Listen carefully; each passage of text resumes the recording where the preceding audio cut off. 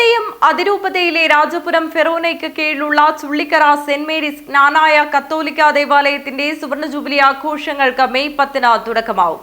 ഒരുക്കങ്ങൾ പൂർത്തിയായതായി ഭാരവാഹികൾ വാർത്താ സമ്മേളനത്തിൽ അറിയിച്ചു. കോട്ടയം അതിരൂപതയിലെ രാജപുരം ഫെറോനയ്ക്ക് കീഴിലുള്ള ചുള്ളിക്കര സെന്റ് മേരീസ് ജ്ഞാനായ കത്തോലിക്ക ദേവാലയത്തിന്റെ സുവർണ ജൂബിലി ആഘോഷങ്ങൾക്ക് മെയ് 10 ഞായറാഴ്ച തിരിതെളിയും. കോട്ടയം അതിരൂപത സഹായമെത്രാൻ അഭിവന്ദ്യ മാർ ജോസഫ് പണ്ടാശ്ശേരിയിൽ പിതാവ് ജൂബിലി ആഘോഷങ്ങൾ ഭദ്രദീപം കൊളുത്തി ഉദ്ഘാടനം ചെയ്യും. ഇടവക വികാരി father Roji Mukalil, jubilee general convener Baby Ozhungalil, ട്രസ്റ്റിമാരായ അലക്സ് വെട്ടിക്കാട്ടിൽ, ടോമി കടമുറി എന്നിവരുടെ നേതൃത്വത്തിൽ വിവിധങ്ങളായ 12 കമ്മിറ്റികളുടെ കൺവീനർമാർ ആഘോഷങ്ങൾക്ക് നേതൃത്വം നൽകും.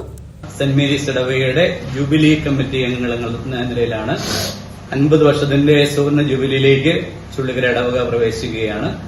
നമുക്കറിയാം, രാജപുരം തലപ്പള്ളിയായി നിലകൊള്ളുന്ന രാജപുരത്തു നിന്നും 2 ഭാഗത്തേക്കുമായിട്ടുള്ള ചുള്ളിക്കരയും കള്ളാറുമായിട്ടുള്ള 2 ഇടവക ദേവാലയങ്ങളായി പിന്നീട് വിഭജിക്കപ്പെടുകയുണ്ടായി.